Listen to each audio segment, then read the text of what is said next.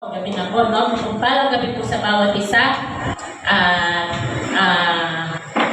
Habang siya ay nasa krus, no? Dinadanas ng Panginoon ng sakit. Habang siya ay hinahamak, itinatakwil, nagdaranas ng hapdi at hirap. At parang walang bumabaliwala sa ay parang siya binabaliwala na parang walang kabuluhan. Amen?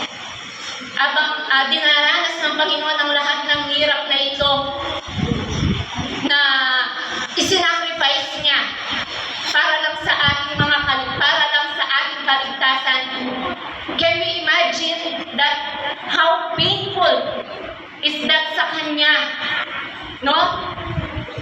Gaano kasakit, gaano kahirap, but na-manage pa po ng Panginoon na magbitiw ng 7 statements. At yun po ang sinabi at ating pong ginugunita ngayon, ang the 7th last word. Amen? At ang ika-anim na wika, ang sinabi niya, it is finished. Pwede po ba tayong lahat ay tumayo at palakpakan po natin ang Panginoon at ating pong isigaw, it is finished! Amen! It is finished! Yes! It is finished! Amen? Gaano po masarap na tanggapin. Amen? That it is finished from the Greek word tetelestai. Sino po yung nakakaalam ng sino yun? Tetelestai. Yung vlogger ba yun o yung social media na tetelestai? Ibig sabihin ay naganap na from the meaning accomplish, complete. At ito po ay from death to life. Amen? From death to life. Ito pong it is finished dahil sa kasalanan at pagkakaroon ng kaligtasan.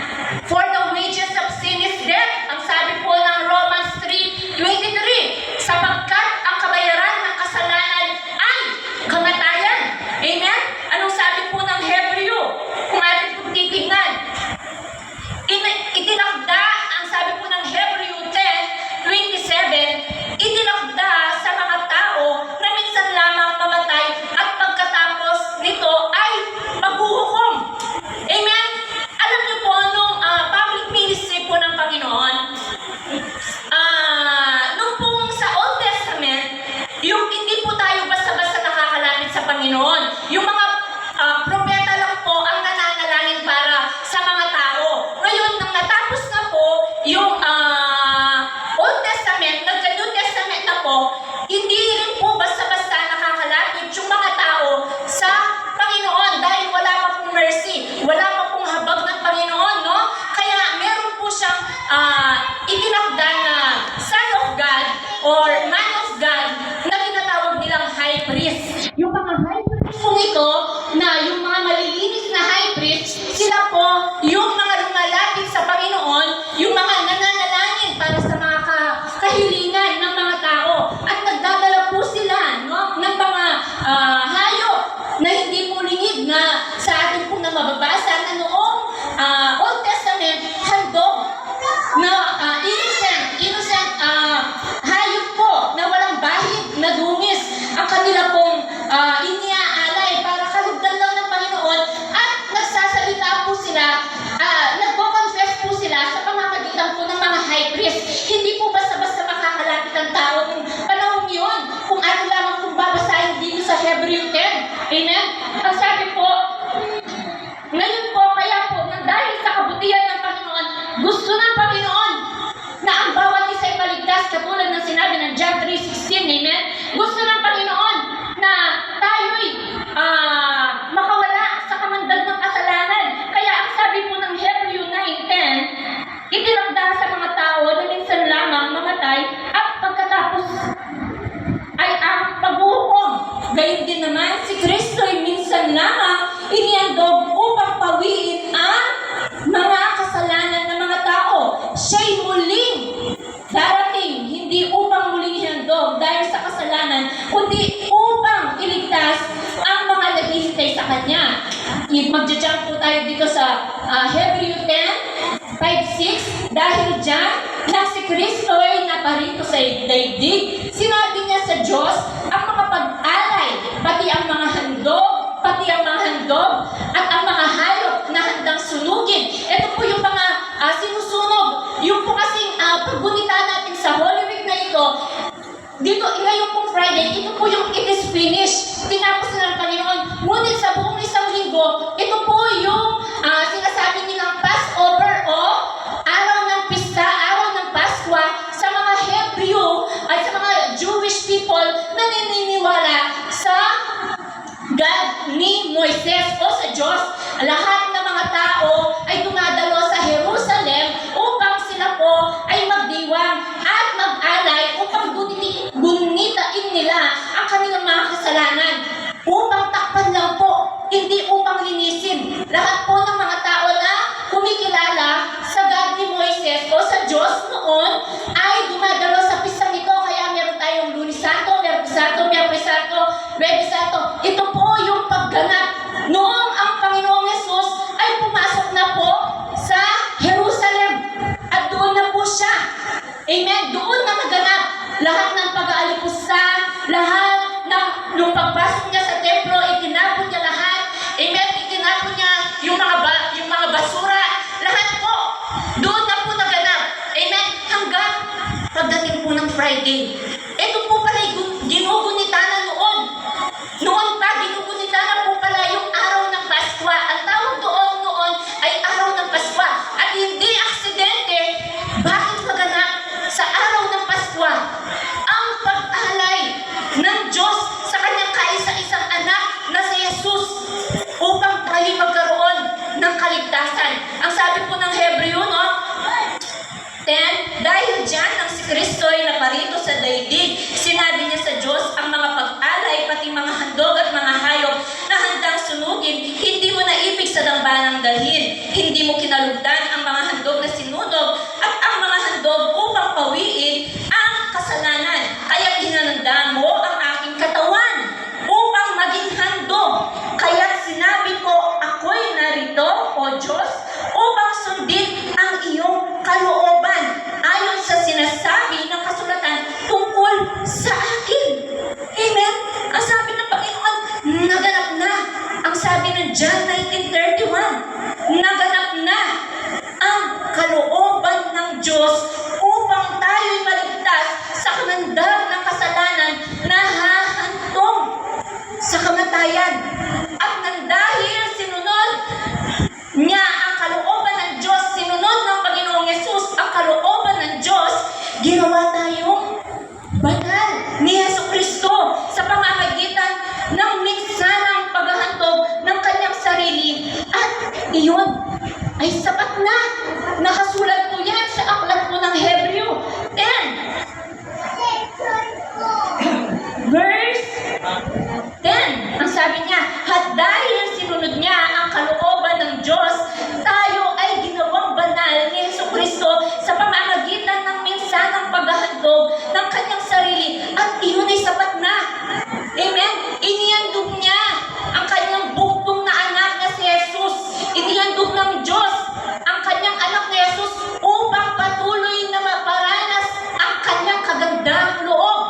Tayo'y naligtas sa kanyang kagandahang loob. Ephesians 2:8. Hindi po iyan sa ating mga gawa, sa pamamagitan po ng ating pananampalatayang tinanggap sa Panginoon. Kaya po tayong malaya ng nakakatawag sa Panginoon na wala nang dapat ihandog sa kung ano-ano. Ganito po yung nais ng Panginoon sa bawat buhay natin. Tandaan lamang po natin na kailangan lamang po ano po yung dapat natin gawin. Repent and acknowledge that Jesus is Lord. Amen? And believe in your heart that there is simple from death. Romans 10:9. Napakahalaga po yung mga verses na yan na dapat po natin itong panghawakan.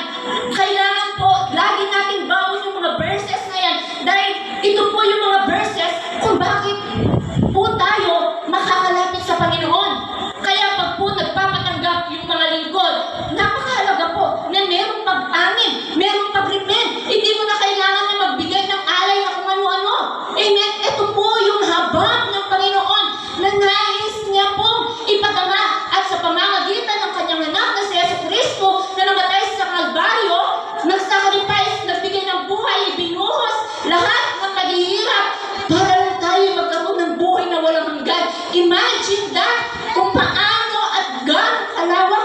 ang pag-ibig ng Panginoon. Pero minsan, nababaliwala na po natin. Ang sabi nga po ng 5. Amen? Minsan, hindi po natin nabibigyan ng oras. Minsan, nababaliwala po natin. Minsan, pag dumarating yung Holy Week, ang pumapasok sa atin, alam niyo po, pagsasaya sa laman. Minsan, pagsasaya ng mga nano-tamo, makapamasyal ng mga nano. Pero alam niyo, yung mga nasa espiritu, excited sila saan? Sa gawain ng Panginoon. Dahil nirenew na ni Lord yung kanilang mga isip. Kaya hindi na sila, wala na sila sa sanlibutan. Excited sila, hindi dun sa pagsasaya. Kundi kung paano maipagbubunyita ang kamatayan ni Lord. Praise God! Alam niyo po ako, hindi po ako nangako. Hindi po ako nangako sa Panginoon, pero gusto ko pong makiisa kay Lord. Sabi ko, Lord, bisa ko pong makiisa kaya pagkamatay mo kay Cruz. Bisa ko pong magpasalamat kaya kayo. Ita po sasabihan na di Pastora na fasting. Buri ko mo pong magpasalamat kaya nga pong Ginoo. Lord, ano po kaya yung sacrifice na ibigay ko kaya kayo? O ibili ko, bata mo po, apasalamatan ka kayo. Andyan ka na mo pong makalitang bagay. Alam niyo po ba, mahirap po talaga sa akin yung hindi kumain ng tinapay. Huwag mo na po ako pakainin ng kanin, kaya ko po yan. Hindi ko lang po talaga kaya kumain ng tinapay. Kitapin ka kaya po, pero Lord, sige po, sacrifice kaya kayo. Pero ayaw po may ako kasi sabi ng pastor sa kanyang Sunday niya, dala na po itang obra ako. Pero alam nyo, simula Lunes hanggang Miyerkules po, praise God po, napagtagumpayan ko po. Pero yung prayer po, kahapon, dahil busy po kami ng 6, meron po akong prayer ng 6. Pagpapasalamat sa Panginoon, hindi ko po siya nagawa. Kaya pala, na sinabi, Lord, nakamanga ako kasi mag-fail kami. Kaya po pala, kumena ako. Pero salamat po sa Panginoon. Ito po yung gustong ipaunawa sa atin ng Panginoon. No? That it is finished. It is finished. Sadness will turn into happiness. Your sorrow will turn into joy. Kung atin lamang kung titignan sa John 16:20. John 16:1, sabi niya, I have told you all this so that you won't lose your faith when you face trouble. Ang sabi ng Panginoon sa kanya kung mga disciples, inassure po ni Lord o ni Jesus ang kanyang mga disciple sa kanyang pag-alis, sa kanyang pagkapako, upang sa ikabubuti ng bawat lahat, ng bawat isa po sa atin.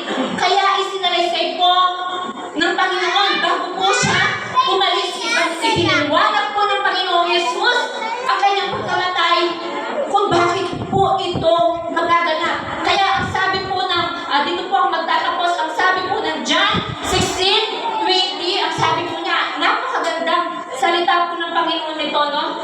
Ang sabi po ng John 16, 20, pakatandaan nyo, iiyak kayo at tatanis, ngunit magagalak ang sanlibutan. Labis kayong malulungkot, subalit ang iyong kalungkutan ay magpapalitan ng kagalakan. Ang lahat ng kalungkutan ay mapapalitan ng kagalakan because it is finished. Amen? It is finished.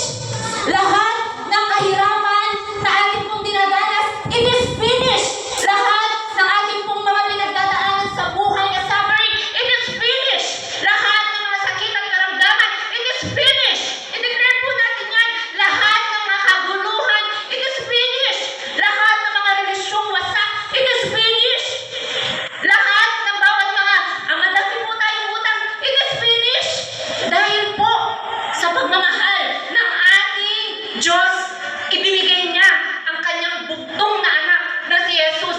Kaya, patuloy po tayong mag-celebrate. Itaas po natin ang pangalan ni Jesucristo sa ating buhay because He already defeated the world. Kaya, sa Diyos ko lahat.